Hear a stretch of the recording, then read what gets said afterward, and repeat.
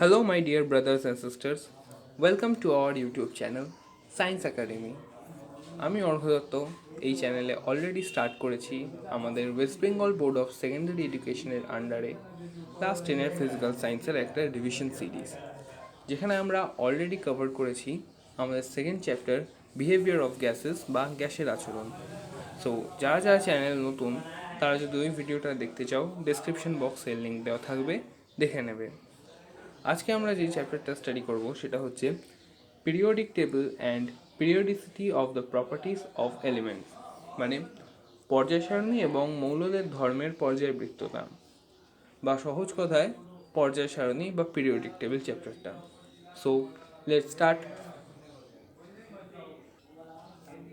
চ্যাপ্টারটা শুরু করার আগে আমরা বুঝব পিরিয়ডিক টেবিল বা পর্যায় সারণী জিনিসটা কি আর এর দরকারটাই বা কেন পড়লো। সবার আগে বলি, পিরিয়ডিক টেবিল হচ্ছে এমন একটা টেবিল যেখানে কিছু কিছু এলিমেন্টসকে তাদের কিছু প্রপার্টিস অনুযায়ী সাজানো হয়েছে। এবার কি সেই প্রপার্টি, কেন সাজানো হয়েছে, এটা তো চ্যাপ্টার পড়তে পড়তে বুঝতে পারবো।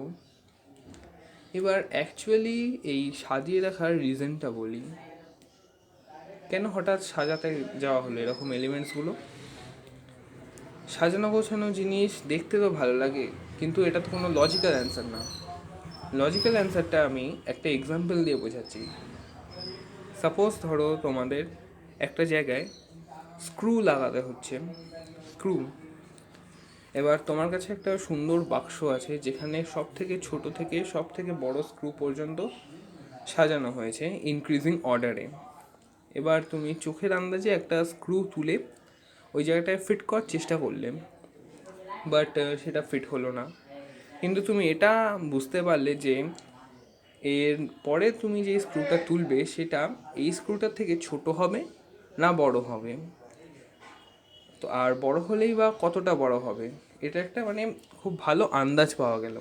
এবার তোমার কাছে যদি এরকম সাজানো গোছানো বাক্সে না থেকে যদি একটা ডাব্বায় থাকতো স্ক্রুটা, স্ক্রুগুলো, তাহলে তোমাকে একটা স্ক্রু তুলে দেখতে হতো, সেটা হলো না। তারপর স্ক্রুয়ের ডাব্বাটা থেকে সব কটা স্ক্রু ঢালতে হতো, সেখান থেকে খুঁজে খুঁজে বার করতে হতো, যেটা টোটালি একটা কমপ্লিকেটেড প্রসেস হয়ে যেত। কেমিস্ট্রিতেও ব্যাপারটা কিন্তু ঠিক সেরকমই হয়। কেন? কারণ সবাই মেনলি কেমিস্ট্রিকে জানে বিভিন্ন রকম কেমিক্যাল রিয়াকশানসের জন্য। এবার সেই রিয়াকশানে কোন জিনিসটার সাথে কোন জিনিসটা রিয়াক্ট করালে আমরা যেই প্রোডাক্টটা চাইছি ঠিক সেই প্রোডাক্টটা পাবো, এটার একটা ঠিকঠাক আন্দাজ পাওয়ার জন্যেই আমাদের এই পিরিয়ডিক টেবিলটা বানানো। আই হোপ ব্যাপারটা ক্লিয়ার হলো। এবার আমরা মেন চ্যাপ্টারে ঢুকছি। অ্যাকচুয়ালি পিরিয়ডিক টেবিল ঠিকঠাক সাজাতে পেরেছিলেন, তাও টোটালি ঠিকঠাক না, বাট তিনি অনেকটাই সাকসেসফুল হয়েছিলেন। তিনি হচ্ছেন আমাদের মেন্ডেলিভ, সায়েন্টিস্ট মেন্ডেলিভ। তার আগেও অনেক সায়েন্টিস্ট এরকম পিরিয়ডিক টেবিল বানানোর চেষ্টা করেছিল, বাট তাদের লজিক খুব দূর পর্যন্ত এগোয়নি। তাদের মধ্যে দুজন হচ্ছেন জন ডোবেরিয়ান, লোথার মেয়ার। এরা জন ডোবেরিয়ান একটা সূত্র দিয়েছিল যেটা হচ্ছে ত্রয়ী সূত্র বা ট্রায়াড ল। ওয়েট এক মিনিট।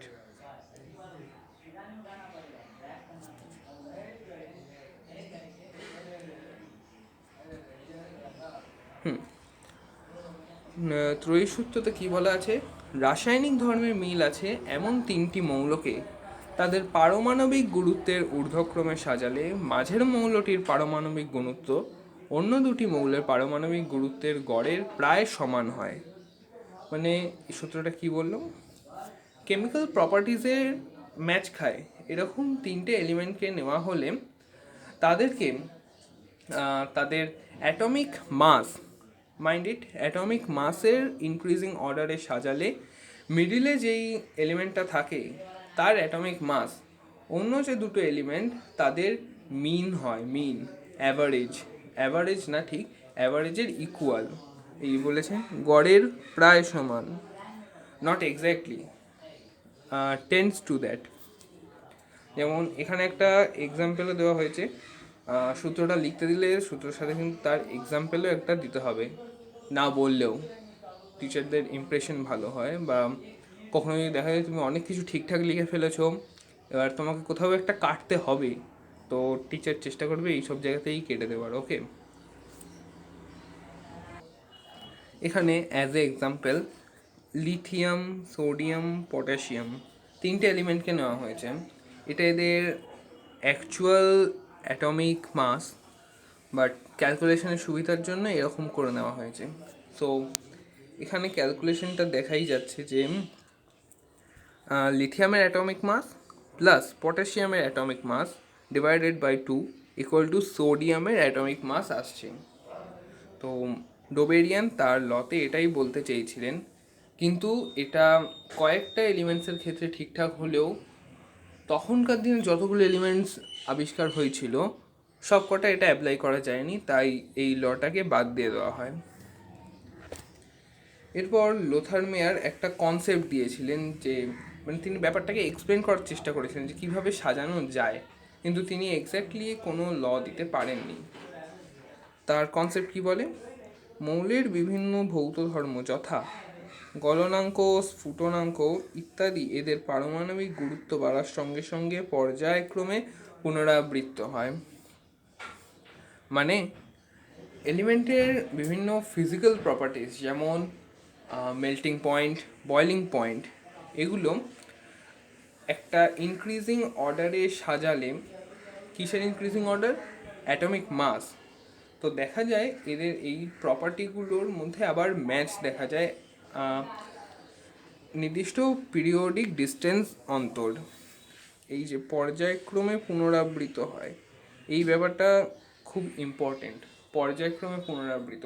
কারণ অ্যাকচুয়ালি যখন পিরিয়ডিক টেবিল এরপর সবাই দেখবে, তো সেখানে সবাই দেখবে যে এই লিথিয়াম, সোডিয়াম, পটাশিয়াম এই তিনটে কিন্তু এরকম পরপরই সাজানো আছে, কিন্তু এর আগেও এইখানে এইখানে এইখানে এইখানে অনেকগুলো এলিমেন্টস আছে, কিন্তু ওই এলিমেন্টসগুলোর প্রপার্টি লিথিয়াম বা সোডিয়াম বা পটাশিয়ামের সাথে ম্যাচ খাবে না। লিথিয়ামের প্রপার্টি, সোডিয়ামের প্রপার্টি, পটাশিয়ামের প্রপার্টি এগুলো ম্যাচ খাবে। ওকে, এইটাকেই বলা হয় পিরিয়ডিসিটি বা পিরিয়ডিক প্রপার্টি। এইরকম আরও অনেক প্রপার্টি আছে। তো এখানে একটা ডেফিনেশন দেওয়া আছে যে পিরিয়ডিসিটি কাকে বলে, তো এটা একবার পড়ে নেবে সবাই। এরপর আমরা যে টপিকটায় জাম্প করছি সেটা হচ্ছে মেন্ডেলিফের পর্যায় সূত্র বা মেন্ডেলিভস পিরিয়ডিক ল। কোনো টিচার যদি এই চ্যাপ্টার থেকে কোনো ল লিখতে দিতেও না চায়, বাট তাও সব থেকে ইম্পর্টেন্ট ল হবে যেটা, সেটা হচ্ছে মেন্ডেলিফের পিরিয়ডিক ল। ইভেন এই লটা একটা ভুলও আছে যেটা পরবর্তীকালে মডিফাই করা হয়েছিল। তো মেন্ডেলিফের অরিজিনাল ল কি বলছে, বিভিন্ন মৌলের ভৌত রাসায়নিক ধর্মগুলি তাদের পারমাণবিক গুরুত্ব বাড়ার সঙ্গে সঙ্গে পর্যায়ক্রমে পুনরাবৃত হয়।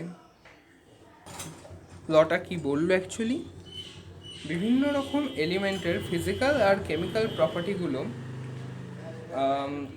আরও এর পরে যে এলিমেন্টগুলো আছে যাদের অ্যাটমিক মাস আগেরটার থেকে বেশি, এরকম ইনক্রিজিং করে সাজালে একটা নির্দিষ্ট এলিমেন্টের পরে আবার একটা এলিমেন্টে একদম সেই 1 নম্বর এলিমেন্টের বিভিন্ন রকম ফিজিক্যাল আর কেমিক্যাল প্রপার্টিস দেখা যায়। মানে একটা রিপিটেশন তৈরি হয়। ওকে, সরি ফর দ্যাট, জানি না কী করে টাচ খেয়ে ওপরের স্ক্রিনটা নেমে এসেছিলো। তো আমি এই জায়গাটা আবার একবার এক্সপ্লেন করে দিচ্ছি। বিভিন্ন রকম এলিমেন্টের ফিজিক্যাল আর কেমিক্যাল প্রপার্টিসগুলো তাদের অ্যাটমিক মাস ইনক্রিজ করার সাথে সাথে আবার একটা নির্দিষ্ট পিরিয়ড অন্তর রিপিটেশন দেখা যায়। ওকে, the physical and chemical properties of the elements are the periodic function of their atomic weights. এটা হচ্ছে মেন্ডেলিফের পিরিয়ডিক ল, আর এক্সপ্লেন আমি আগে করলাম।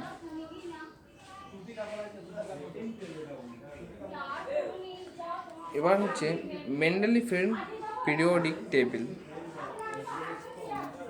মেন্ডেলিফের পর্যায়সূত্র অনুসারে মৌলগুলিকে বিভিন্ন অনুভূমিক ও উলম্ব সারিতে সাজিয়ে যে তালিকা তৈরি করা হয়েছে তাকেই পর্যায় সারণী বলে। মানে মেন্ডেলিফের পিরিয়ডিক ল মেনটেন করে এলিমেন্টসগুলোকে হরিজন্টাল আর ভার্টিক্যালে মানে রো আর কলামে সাজিয়ে একটা টেবিল তৈরি করা হয়েছে, তাকেই পিরিয়ডিক টেবিল বলে। মেন্ডেলিফের পর্যায় সারণীতে মোট 7টি পর্যায় ও 8টি শ্রেণী আছে। মেন্ডেলিফের পিরিয়ডিক টেবিলে 7টা পিরিয়ড আর 8টা গ্রুপ আছে। আর মেন্ডেলিফের সময় যে নোবেল গ্যাস যেগুলো, সেগুলো কিন্তু তখনও আবিষ্কার করা যায়নি। ওই জন্য মেন্ডেলিফের পিরিয়ডিক টেবিলে আমরা এই যেমন হিলিয়াম, নিয়ন, আর্গন, ক্রিপ্টন, জেনন, রেডন, এই গ্যাসগুলো আমরা দেখতে পাবো না। তবে মেন্ডেলিফের যে পিরিয়ডিক টেবিল তাতে আমরা কিছু এরার দেখতে পেয়েছি। আমি যে ব্যাপারটা আগেই বলেছিলাম যে পারমাণবিক গুরুত্ব, উনি কিন্তু তার লতে পারমাণবিক গুরুত্ব বা অ্যাটমিক মাস এই কথাটা বলে ফেলেছিলেন, যেটা অ্যাকচুয়ালি কিন্তু ভুল ছিল, আর সেটা তার পিরিয়ডিক টেবিল দেখেই বোঝা গেছে। অ্যাকচুয়ালি উনি মানে খুবই দূরদর্শী মানুষ ছিলেন, যে কারণে উনি নিজের লকে নিজেই ব্রেক করেছিলেন, এবং পরবর্তীকালে তিনি কেন ব্রেক করেছিলেন সেটাও বোঝা গেছিলো, এবং সেটা আমরা পড়বো। তো লটা কি ব্রেক করেছেন, অনেক জায়গায় দেখা গেছে তিনি কিছু কিছু এলিমেন্টসকে, মানে যাদের অ্যাটমিক মাস বেশি, সেই এলিমেন্টটাকে আগে রেখেছেন, অথচ তারপরে তিনি রেখেছেন সেই এলিমেন্টটা যেই এলিমেন্টটার অ্যাটমিক মাস আগেরটার থেকে কম। এক্সাম্পল, আর্গনকে পটাশিয়ামের আগে রেখেছিলেন তিনি। আর্গনকে পটাশিয়ামের ঠিকই বললাম, আর্গনকে পটাশিয়ামের আগে রেখেছিলেন, কোবাল্টকে নিকেলের, আর টেরুলিয়ামকে আয়োডিনের, আর থোরিয়ামকে প্রোটেস্টিনিয়ামের আগে স্থান দেওয়া হয়েছে। তিনি এক্ষেত্রে অ্যাকচুয়ালি তার লজিক কী বলেছিলেন, তিনি নিজের লকে ব্রেক করেছিলেন। অ্যাকচুয়ালি তার লতে 3টে কথা বলেছিল, দুটো, একটা ফিজিক্যাল কেমিক্যাল প্রপার্টিস আর একটা অ্যাটমিক মাস। তো তিনি এক্ষেত্রে ফিজিক্যাল আর কেমিক্যাল প্রপার্টিসের যে পিরিয়ড ওয়াইজ রিপিটেশন, এই ব্যাপারটাকেই বেশি প্রায়োরিটি দিয়েছিলেন, তাই অ্যাটমিক মাস এই কথাটাকে তিনি অত পাত্তা দেননি, সোজা কথায়। এবার মেন্ডেলিফের পিরিয়ডিক টেবিলে যে ভুল ছিল সেটা কোত্থেকে বোঝা গেল, বিজ্ঞানী মোজলের এক্সপেরিমেন্ট থেকে। মোজলে একটা এক্স-রে এক্সপেরিমেন্ট করেছিলেন, যেখান থেকে তিনি বুঝতে পেরেছিলেন যে মৌলের রাসায়নিক ধর্ম পরমাণু নিউক্লিয়াসে উপস্থিত মোট প্রোটন সংখ্যা বা পরমাণু ক্রমাঙ্কের উপর নির্ভর করে, তারা পারমাণবিক ভর দ্বারা নির্ধারিত হয় না। ব্যাস, লটা এখানেই মডিফাই হয়ে গেল। মেন্ডেলিফের পিরিয়ডিক টেবিলে যে বলা আছে এলিমেন্টসগুলোকে অ্যাটমিক মাস ওয়াইজ সাজানো, অ্যাকচুয়ালি ওগুলোকে সাজানো উচিত তাদের অ্যাটমিক নাম্বার ওয়াইজ। ওকে, এখানে যেমন মোজলে ক্লিয়ারলি বলে দিয়েছেন যে এলিমেন্টসগুলোর কেমিক্যাল প্রপার্টিজ অ্যাটমের নিউক্লিয়াসে প্রেজেন্ট টোটাল প্রোটন নাম্বার দ্বারাই ঠিক হয়। তারা প্রোটন প্লাস নিউট্রন মানে অ্যাটমিক মাসের দ্বারা ঠিক হয় না। তো এরপর মেন্ডেলিফের লটাকে মডিফাই করে যেটা এলো সেটা হচ্ছে এটা, বিভিন্ন মৌলের ভৌত রাসায়নিক ধর্মগুলি তাদের পারমাণবিক সংখ্যা বাড়ার সাথে সাথে পর্যায়ক্রমে পুনরাবৃত্ত হয়, যেটাকে আমরা বলি modern periodic law. The physical and chemical properties of the elements are the periodic function of their atomic number. Okay, তো সংশোধিত পর্যায়ের সূত্রের ভিত্তিতে পর্যায় সারণী, এখানে ডেসক্রিপশন দেওয়া আছে কোন পিরিয়ডে কটা করে এলিমেন্ট রাখা হয়েছে। তো মডার্ন পিরিয়ডিক টেবিলে হচ্ছে 7টা পিরিয়ড আর 9টা গ্রুপ, মাইন্ডেড। আর মেন্ডেলিফের পিরিয়ডিক টেবিলে ছিল 7টা পিরিয়ড আর 8টা গ্রুপ। কেন? কারণ মেন্ডেলিফের সময় নোবেল গ্যাসগুলোকে ডিটারমাইন করা যায়নি। ওই জন্য পরে যখন নোবেল গ্যাসগুলো ডিটারমাইন করা গেছিলো তখন আরেকটা গ্রুপ বাড়িয়ে দেওয়া হয়েছে। পর্যায় সারণীর অনুভূমিক সারিগুলিকে বলা হয় পর্যায়, মানে পিরিয়ডিক টেবিলের যে হরিজন্টাল বারগুলো সেগুলিকে বলা হয় পিরিয়ড। এখানে ফার্স্ট পিরিয়ডে কটা এলিমেন্ট, সেকেন্ড পিরিয়ডে third, fourth, fifth, six, seventh কটা করে এলিমেন্ট আছে এবং কি কি সেগুলো বলা হয়েছে। আমি এখানে একটা অ্যাডভাইস দেবো যে ফার্স্ট 20 বা 25টা এলিমেন্টের নাম পরপর মুখস্থ করে রাখতে। হ্যাঁ, মিনিমাম 20টা তো মুখস্থ করে রাখতে, কেন? কারণ পরে অনেক কাজে লাগে এবং কিছু কিছু কোয়েশ্চেনও এতে ইজিলি সলভ হয়ে যায়। এখানে এই পুরো প্যারাটা হচ্ছে পিরিয়ডের ডেসক্রিপশন, আর এরপরে গ্রুপ। পর্যায় সারণীর উলম্ব সারিগুলিকে বলা হয় শ্রেণী, মানে যে ভার্টিক্যাল কলামগুলো রোগুলো ওগুলিকে বলা হয় গ্রুপ।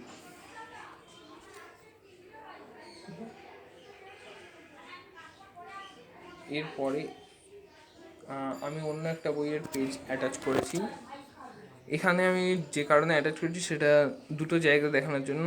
এই যে স্ক্যান্ডিয়াম যা লিখেছিলেন একা বোরন, গ্যালিয়াম একা অ্যালুমিনিয়াম, জার্মেনিয়াম একা সিলিকন। এখানে কিন্তু কোয়েশ্চেন দেয় যে একা বোরন, একা সিলিকন, একা অ্যালুমিনিয়াম মানে কোন এলিমেন্টটাকে বলা হয়েছে। আর হচ্ছে এই জায়গাটা কোন পর্যায়কে কি বলা হয়, মানে ফার্স্ট পিরিয়ডকে বলা হয় first period, second, third, fourth, fifth, six, seventh.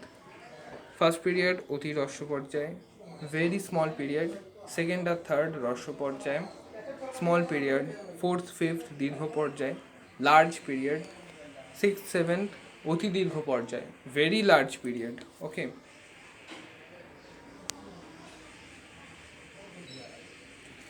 আর এই যে পিরিয়ডিক টেবিলটা এখানে অ্যাটমিক মাসগুলো দেখানো হয়েছে, যে এই যে পটাশিয়ামকে ক্যালসিয়ামের আগে, তারপর এখানে টেরোলিয়ামকে আয়োডিনের আগে, কোবাল্টকে নিকেলের আগে, আরও আছে সেগুলো নিজেরা দেখে নিও।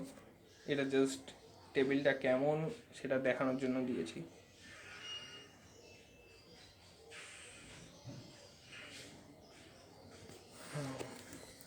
এরপরে যে টপিক সেটা হচ্ছে modern long form of periodic table.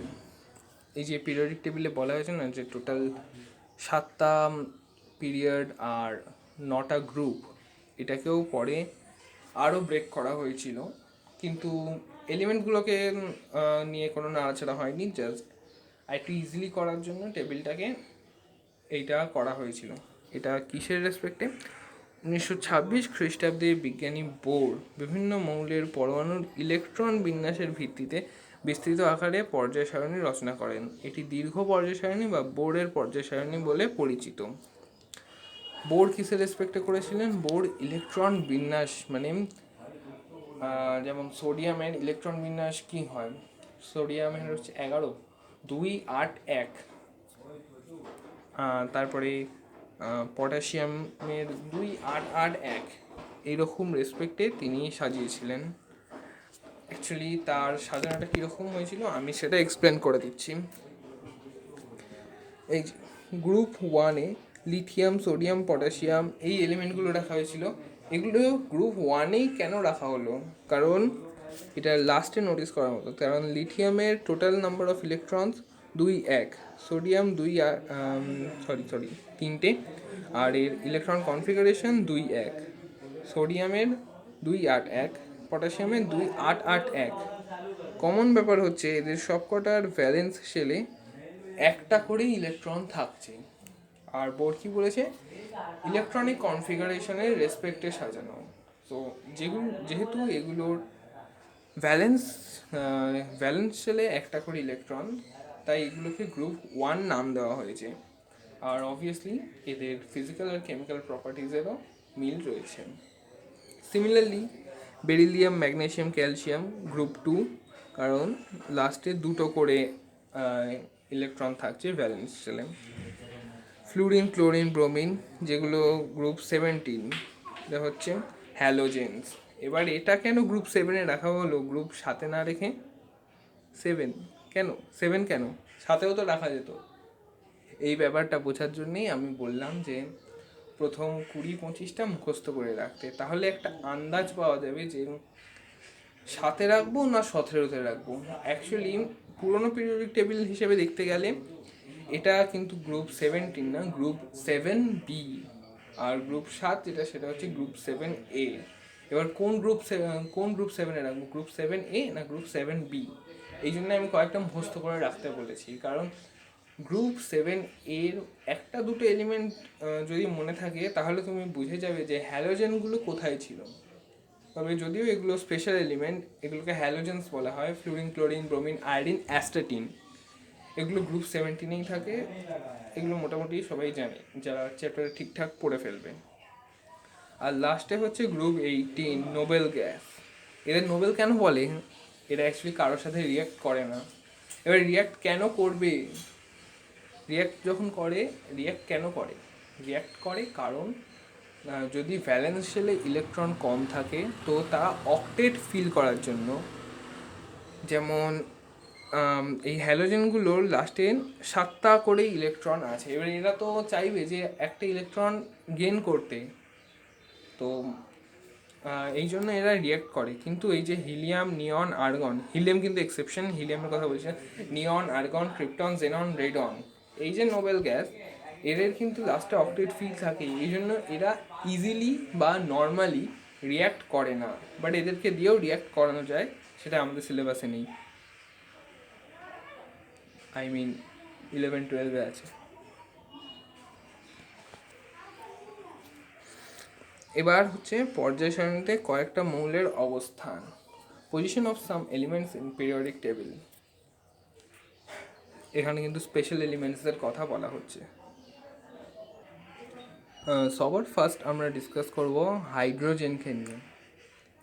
Hydrogen এমন একটা এলিমেন্ট যে মানে সায়েন্টিস্টদের মধ্যে তর্কাতর্কি লাগিয়ে দিতে পারে। কেন? কারণ হাইড্রোজেনের প্রপার্টিগুলোই এমন, ফিজিক্যাল কেমিক্যাল, যে তাকে গ্রুপ 1-এও রাখা যায়, মানে আবার গ্রুপ 17-এও রাখা যায়। কারণ সে গ্রুপ 1-এ কারা আছে? অ্যালকালি মেটালস, ক্ষার ধাতু। আর গ্রুপ 17-এ কারা আছে? হ্যালোজেন্সরা। হাইড্রোজেন এলিমেন্ট মানে হাইড্রোজেন অ্যাটম এই দু রকমের মতোই বিহেভিয়ার শো করে। এই জন্য হাইড্রোজেনকে বলা হয় দুষ্ট মৌল। ইংলিশে নামটা আমি লিখে দিচ্ছি।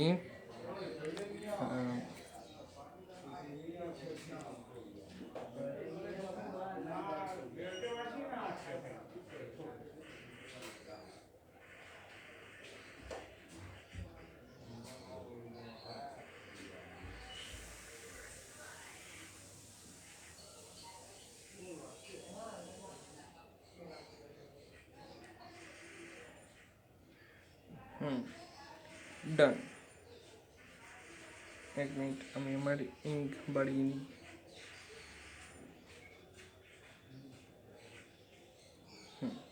Let's continue.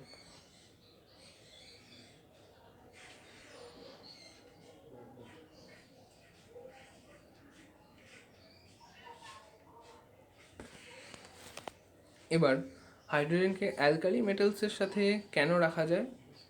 কারণ অ্যালকালি মেটালসের সাথে হাইড্রোজেনের যে মিলগুলো দেখা যায় সেগুলো হলো, অ্যালকালি মেটালগুলোর মতোই হাইড্রোজেনের ভ্যালেন্সি 1, মানে যোজ্যতা 1। আরে যোজ্যতা 1 তো হবেই। হাইড্রোজেন 1 ওর ভ্যালেন্স শেল বলে, মানে যেটা ওর শেল ওটাই ওর ভ্যালেন্স শেল, ওখানে 1 পিস ইলেকট্রনই ঘোরাঘুরি করে। হাইড্রোজেনও অ্যালকালি মেটালসগুলোর মতো তড়িৎ ধনাত্মক মৌল, ইলেকট্রোপজিটিভ এলিমেন্ট। এবারে ইলেকট্রোপজিটিভ কি এটা পরে পড়বো, ইলেকট্রোপজিটিভিটি, ইলেকট্রোনেগেটিভিটি একটু পরেই। আর অ্যালকালি মেটালসগুলোর মতো হাইড্রোজেনও অধাতুর সঙ্গে যুক্ত হয়ে যৌগ গঠন করে H+ আয়ন উৎপন্ন করে। অধাতু মানে নন মেটালস। নন মেটালসের সাথে যুক্ত হয়ে এইচ প্লাস আয়ন উৎপন্ন করে। সেকেন্ড পয়েন্টটার, এই যে সেকেন্ড পয়েন্ট বললাম ইলেকট্রোপজিটিভ এলিমেন্ট বা তড়িৎ ধনাত্মক মৌল, এটা এখান থেকে আন্দাজ করা যেতে পারে কিছুটা। এই যে এইচ প্লাস আয়ন তৈরি করে, পজিটিভ চার্জ থাকে হাইড্রোজেন অ্যাটমের মাথায়। এবার এই পজিটিভ চার্জটা কেন আসে ওটা পরে এক্সপ্লেন করবো, কিন্তু এই পজিটিভ চার্জ থাকে বলেই এটা ইলেকট্রোপজিটিভ এলিমেন্ট বা তড়িৎ ধনাত্মক মৌল। ক্ষার ধাতুর মতো হাইড্রোজেন সুস্থিত অক্সাইড গঠন করে। এটা কি? ওয়াটার, সবাই চেনে। ক্ষার ধাতুর মতো হাইড্রোজেন বিজারক, মাইন্ডেড, বিজারক মানে হচ্ছে রিডিউসিং এজেন্ট। রিডিউসিং এজেন্ট মানে এর কিন্তু নিজের অক্সিডেশন হয়। ওকে, নিজে অক্সিডেশন করায়, নিজে অক্সিডাইজ হয়, রিডাকশন করায়, নিজে জারণ হয়, অন্যের বিজারণ ঘটায়। ক্ষার ধাতুর ধর্মের সাথে হাইড্রোজেন ধর্মের মিল থাকে, হাইড্রোজেনকে ঠিক আছে, মেন পয়েন্টগুলো ক্লিয়ার হয়ে গেছে। এই যে হচ্ছে আমাদের এখনকার পিরিয়ডিক টেবিল। এখানে ফার্স্ট 20-25টা এলিমেন্ট তো মনেই রাখতে হবে, তাও আবার স্পেশালি গ্রুপ এর এলিমেন্টগুলো, গ্রুপ 2 এর এলিমেন্টগুলো, গ্রুপ 17, গ্রুপ 18। আর এই ল্যান্থানাইড অ্যাক্টিনাইডসের পরপর মনে রাখতে হবে না। সিজিয়াম থেকে লুটেশিয়াম পর্যন্ত ল্যান্থানাইডস, থোরিয়াম থেকে লরেন্সিয়াম পর্যন্ত হচ্ছে অ্যাক্টিনাইডস। জাস্ট এইটা মনে রাখলেই হবে। বাট এই গ্রুপ 1 বা IA-তে কোন কোন এলিমেন্টস আছে, গ্রুপ 2-তে কী কী এলিমেন্টস আছে, গ্রুপ 17-এ, গ্রুপ 18-এ কী কী এলিমেন্টস, এইগুলো মনে রাখতে হবে। ওকে,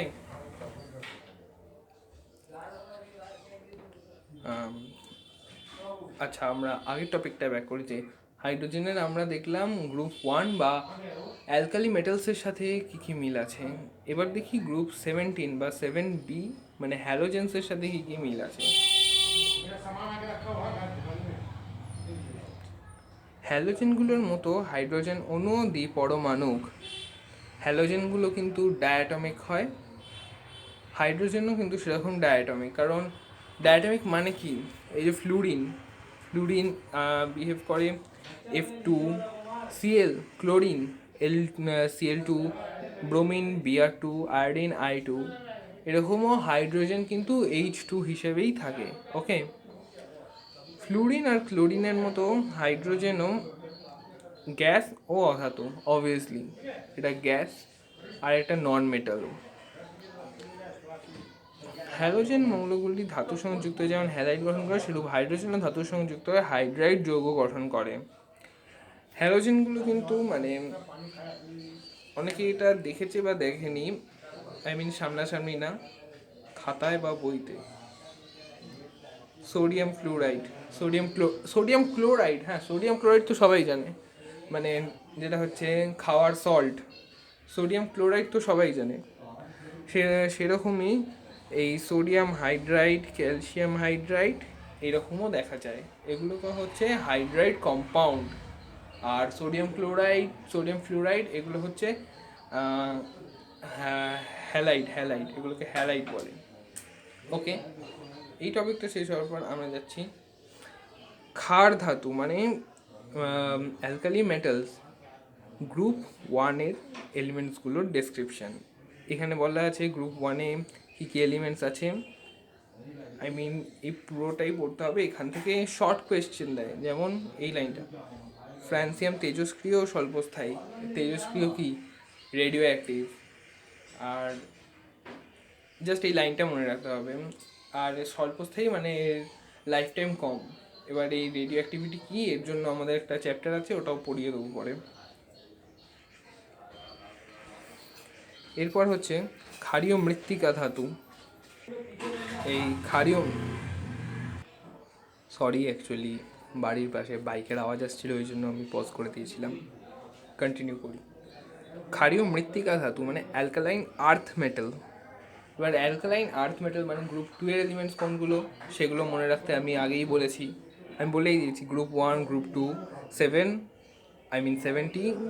আর 18 চারটে মনে রাখতেই হবে বস, কিছু করার নেই। এখানে কি কি আছে এর মধ্যে? রেডিয়াম, তেজস্ক্রিয়, রেডিয়াম রেডিও অ্যাক্টিভ। রেডিয়ামের নাম অনেকেই শুনেছে, কারণ আর রেডিয়াম বানিয়েছিল মাদাম কুরিম, এবং সেই সময় মানে রেডিয়ামের জন্য যে ক্যান্সার হয় এটা জানার আগে পর্যন্ত কিন্তু রেডিয়ামের প্রচুর ইউজ হতো, কারণ রেডিও অ্যাক্টিভ। অনেকে ঘড়ির মধ্যে লাগাতো, হাত ঘড়ি বা ওয়াল ক্লক, বিভিন্ন পোস্টার, যাতে রাত্রিবেলা অন্ধকারে দেখলে বেশ সুন্দর লাগে, কিন্তু তখনও কেউ জানতো না যে সুন্দর জিনিস এসে মানে ক্যান্সারের মতো রোগ দিতে পারে। মাদাম কুরি নিজেও এই রেডিয়াম নিয়ে ঘাটাঘাটি করতেন, তো মানে ওনার কাজ করতেন, ওই জন্য উনিও এই ক্যান্সারেই মারা গেছিলেন। কিন্তু আপাতত আমার স্ক্রিনটা কেন ছোট হচ্ছে না?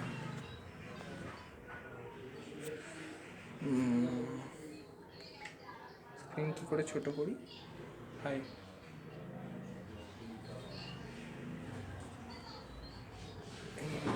আই হয়েছে। এরপরে হচ্ছে হ্যালোজেন্সে কী কী এলিমেন্ট আছে? ফ্লোরিন, ক্লোরিন, ব্রোমিন, আয়োডিন, অ্যাসিটিন মনে রাখতে হবে। এবার এখানে একটু ডেসক্রিপশানও মনে রাখতে হবে, কারণ 2 নম্বর যে যদি বলে হ্যালোজেনের ডেসক্রিপশান দাও, নর্মালি এরকম ডাইরেক্ট কোয়েশ্চেন করে না। এবার এগুলো ইজি হয় তার জন্য যে মনে রাখতে পারে, যে মনে রাখতে পারে না তার 2 নম্বর ব্যাস ডাব্বা। হয়তো কিছুটা গল্প টল্প লিখে বা কী কী এলিমেন্টস আছে সেগুলো বলে এক ফ্যাক পেয়ে যেতে পারে, বাট পুরো 2 পাওয়ার জন্য কিন্তু মনে রাখতে হবে। ফ্লুরিন, ক্লোরিন গ্যাসিয়াস স্টেটে থাকে, ব্রোমিন লিকুইড স্টেটে থাকে, আয়োডিন আর অ্যাসিটিন এই দুটোকে আমরা সলিড স্টেটে পাই। এইটা মনে রাখার মতো যে পরমাণু ক্রমাঙ্ক বাড়ার সঙ্গে সঙ্গে রাসায়নিক সক্রিয়তা কমে যায়। পরমাণু ক্রমাঙ্ক কমার সাথে সাথে মানে এটা কি? কমার সাথে সাথে মানে নিচ থেকে ওপরের দিকে উঠতে থাকলে, মানে নিচ থেকে ওপর কি, নিচ থেকে ওপরে কী বলে দিল স্যার না দাদা, স্যার শোনার অভ্যাস নেই আমার। এই অ্যাস্টেটিন থেকে আমরা ফ্লুরিনের দিকে যত উঠব এর তত অন্য একটা এলিমেন্টের সাথে রিয়্যাক্ট করার টেন্ডেন্সি কমে যাবে। ওকে, এটাই জাস্ট বোঝাচ্ছি। এটা কি হয়ে গেল? মুছে গেছে। ধর বাবা, আবার হ্যাঁ। এবার হাইড্রোজেন কিন্তু গ্রুপ 17। এবারে আমরা এসেছি গ্রুপ 18-এর কিছু ডেসক্রিপশানে। গ্রুপ 18-এ কী কী আছে সেটা এখান থেকে পড়ে নেবে। এই যে আমি যেটা বললাম, হিলিয়ানের বাইরের কক্ষে 2 আর অন্যান্যদের বাইরের কক্ষে 8টা করে ইলেকট্রন থাকে।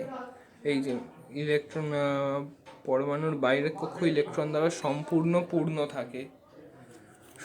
পূর্ণ থাকে বলতে টোটালি ফিল্ড, ওই জন্যই এরা তো রিয়াক্ট করে না। আর এদের বিরল গ্যাস বা নোবেল গ্যাস কেন বলে সেই একটু ডেসক্রিপশন আছে, এরা নিজেরা বুঝতে পারবে। অ্যাকচুয়ালি কেমিস্ট্রিতে মানে বোঝানোরই সেরকম কিছু নেই, যেটুকু বোঝানো আমি বুঝিয়ে দেবো, বাট যেখানটা আমি বলবো যে মুখস্থ করে নিও সবাই, লাভই হবে, ক্ষতি কিছু হবে না। আর মুখস্থ না করলে কি হবে? আরও সুবিধা হবে, মাথা স্টোরেজ কম হবে, পরীক্ষার খাতায় কম লিখতে হবে, মানে স্টুডেন্টরা আপাতত মজা পাবে। আর টিচাররা তো পার্মানেন্টলি মজা পাবে যে খাতা দেখবে, কেন তাকে কম খাতা দেখতে হবে, তাড়াতাড়ি খাতা দেখা শেষ হয়ে যাবে। চলো লেটস কন্টিনিউ। এবার আমরা আসছি সন্ধিগত মৌল। সন্ধিগত মৌল মানে হচ্ছে ট্রানজিশন এলিমেন্টস। এখানে কি কি নাম মনে রাখা সম্ভব না, আমি বলছিও না নাম মনে রাখতে, বাট যতগুলো নাম চোখে পড়বে সেগুলো যেন মনে থাকে যে এগুলো ট্রানজিশন এলিমেন্টস ছিল। ওকে, এইগুলোর সব থেকে দারুণ ব্যাপার কি জানো, এগুলো মানে খুব কালারিং হয়, মানে এদের কম্পাউন্ডস এই যে এখানে লেখা আছে। সন্ধিগত মৌলগুলি আবার স্থায়ী এবং রঙিন জটিল যৌগ গঠন করে। ক্লাস 12-এর কেমিস্ট্রি সাবজেক্টে মানে এই ট্রানজিশন এলিমেন্টসের উপর পুরো একটা চ্যাপ্টারই আছে। হ্যাঁ, এবার ওখানে এক্সপ্লেন করা আছে যে এগুলো কেন এত কালারফুল হয়। আর এই যে জটিল যৌগ মানে হচ্ছে কমপ্লেক্স কম্পাউন্ড, এবার এই কমপ্লেক্স কম্পাউন্ডগুলো কেমন দেখতে মানে ওখানে খুব ভালো করে দেখানো আছে। নেক্সট আমরা আসি ইউরেনিয়মোত্তর মৌল মানে হচ্ছে ট্রান্স ইউরানিক এলিমেন্টস। এখানেও এটা পড়া ছাড়া আর কোনো কাজ নেই। ওকে, আর এর পরে এই যে নেক্সট পেজটা অ্যাটাচ করেছি এই পেজটা একটু নিজেরা দেখে নেবে। ওকে, এই এতটা এই লাইনটা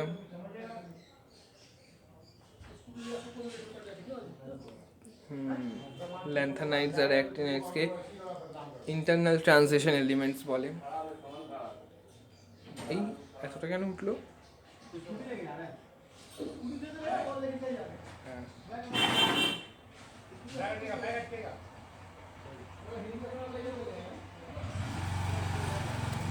পিরিওডিসিটি অফ প্রপার্টিস অফ এলিমেন্টস, মৌলের ধর্মের পর্যায়বৃত্ততা।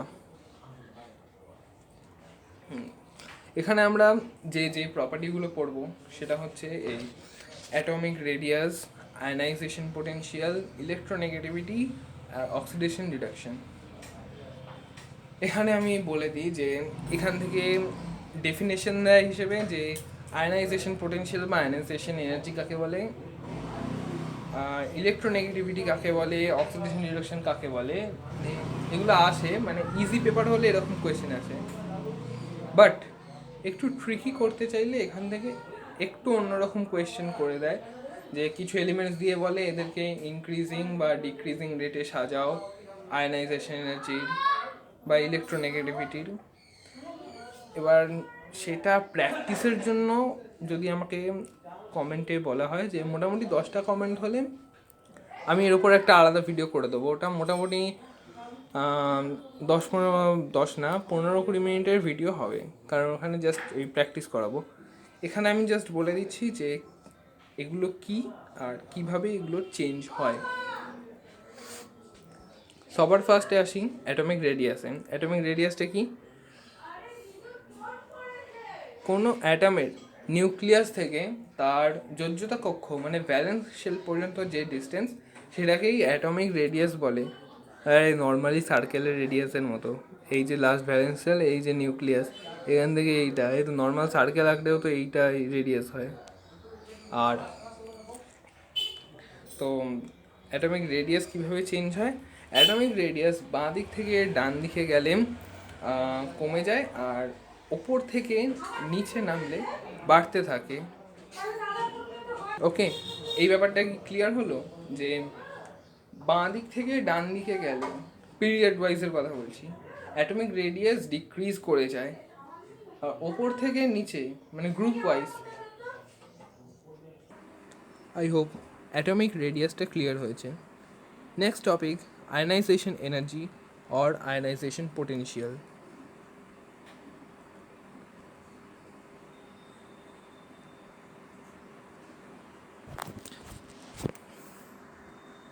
গ্যাসীয় অবস্থায় থাকা কোনো মৌলের কোনো প্রশম এবং বিচ্ছিন্ন পরমাণু যখন সর্বনিম্ন শক্তিস্তরে থাকে তখন পরমাণুটির সবচেয়ে বাইরের কক্ষের সবচেয়ে আলগাভাবে আবদ্ধ ইলেকট্রনটিকে নিউক্লিয়াসের আকর্ষণী ক্ষেত্র থেকে সম্পূর্ণরূপে বিচ্ছিন্ন করে পরমাণুটিকে একক চার্জযুক্ত ধনাত্মক আয়নে পরিণত করতে যে ন্যূনতম শক্তির প্রয়োজন হয় তাকেই পরমাণুর প্রথম আয়নীভবন বিভব বলে। অনেক বড় ডেফিনেশন, এটাকে এক্সপ্লেন করে দিচ্ছি। First of all, ionisation energy তখনই অ্যাপ্লাই করা যাবে যখন এলিমেন্টটা গ্যাসিয়াস স্টেটে থাকবে। আর গ্যাসিয়াস স্টেটে কীভাবে থাকবে? আয়ন না, তাকে নিউট্রাল হতে হবে, কোনো রকম চার্জ তার মাথায় থাকবে না। আর সেটা যখন সব থেকে লোয়েস্ট এনার্জি লেভেলে থাকবে, মানে খুব হাইফাই মানে এক্সাইটেড স্টেটে থাকবে না, একদম লোয়েস্ট এনার্জি স্টেটে থাকবে, তখন সেই অ্যাটমটার সবচেয়ে বাইরের কক্ষে মানে ভ্যালেন্স শেলের কথা বলা হচ্ছে, ভ্যালেন্স শেলে সব থেকে লুজলি যে ইলেকট্রনটা আছে মানে যে একদম ঢিলে ঢালা অবস্থায় আছে, এবার ঢিলে ঢালা অবস্থায় থাকলেও নিউক্লিয়াস তো তাকে টেনে রেখেছে নিশ্চয়ই, ওই জন্যই তো সে আছে।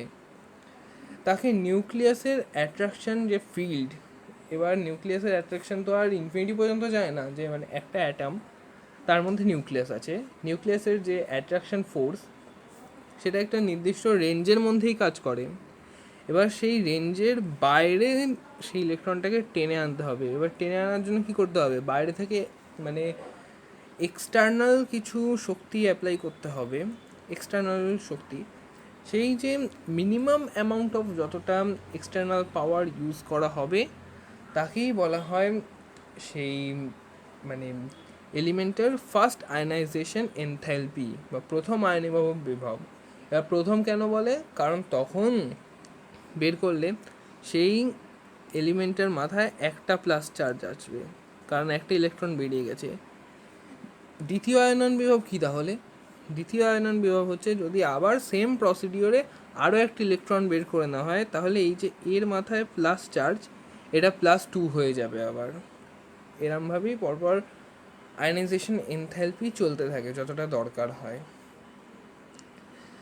হ্যাঁ, এবার এই আয়নাইজেশন এনথালপি পিরিয়ডিক টেবিলে কীভাবে চেঞ্জ হয় বলে রাখছি।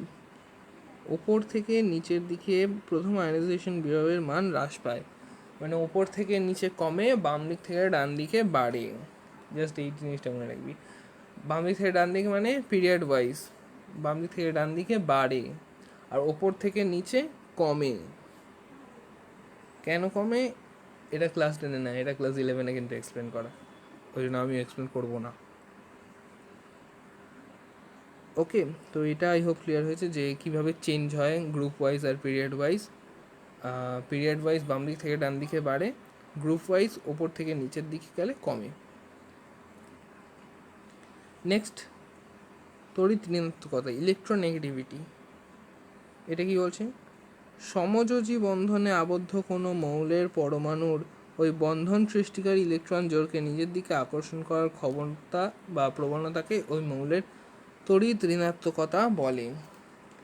মানে কোনো এলিমেন্ট যখন কোভ্যালেন্টলি বন্ডেড হয় তখন যে ইলেকট্রন পেয়ারের জন্য সেই কোভ্যালেন্ট বন্ডটা তৈরি হয়েছে, সেই বন্ডটাকে যে এলিমেন্টটা নিজের দিকে বেশি অ্যাট্রাক্ট করে রাখতে পারে সেই বেশি ইলেকট্রোনেগেটিভ হয়। আর এই টেনে রাখার টেন্ডেন্সিটাকেই বলা হয় ইলেকট্রোনেগেটিভিটি।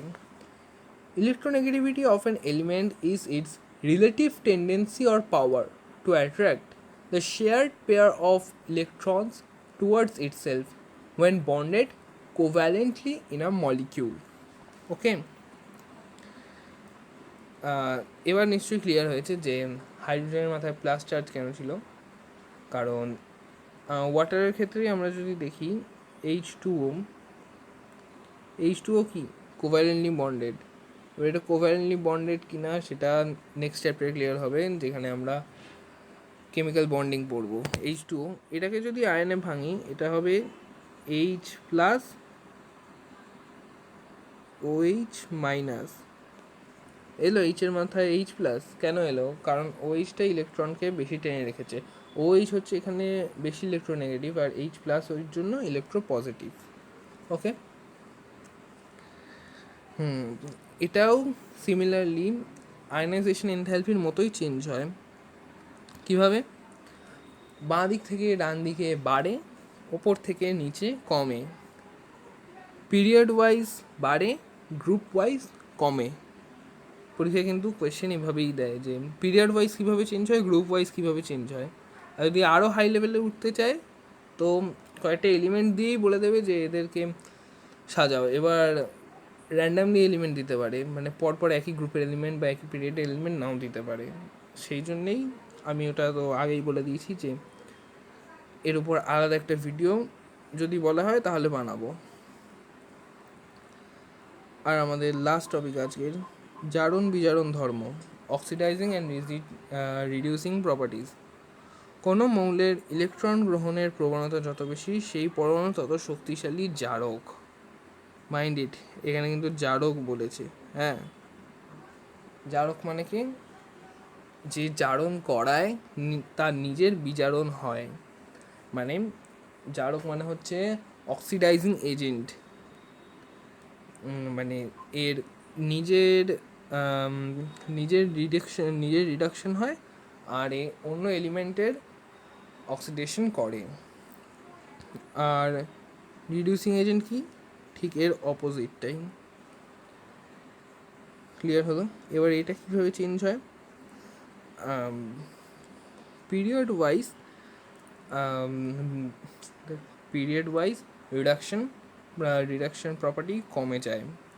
এই যে এখানে বলা আছে, প্রথম মঙ্গল থেকে আরম্ভ করে ডান দিকে অগ্রসর হলে মৌলগুলির বিজারণ ক্ষমতা হ্রাস পায়।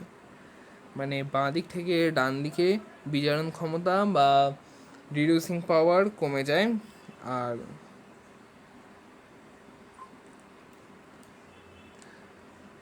অক্সিডেশন পাওয়ার বেড়ে যায়। গ্রুপ ওয়াইজ কি, ঠিক এর উল্টোটা হয়। তবে আমি গ্রুপ ওয়াইজটা এখানে বলবো না, আমি শুধু বলবো পিরিয়ড ওয়াইজটা মনে রাখতে, কারণ 4টে মনে রাখতে গেলে গুলিয়ে যাবে। তার থেকে বেটার 2টো মনে রাখা, বাকি 2টো মাথা চালিয়ে নেওয়া নিজের। অবভিয়াসলি না, যেটা পিরিয়ড ওয়াইজ কমবে সেটা গ্রুপ ওয়াইজ বাড়বে, আর যেটা পিরিয়ড ওয়াইজ বাড়বে সেটা গ্রুপ ওয়াইজ কমবে। তো এখানে জাস্ট মনে রাখতে হবে যে অক্সিডেশন বা জারণ ক্ষমতা পিরিয়ড ওয়াইজ বাড়ে, রিডাকশন পাওয়ার বা বিজারণ ক্ষমতা পিরিয়ড ওয়াইজ কমে।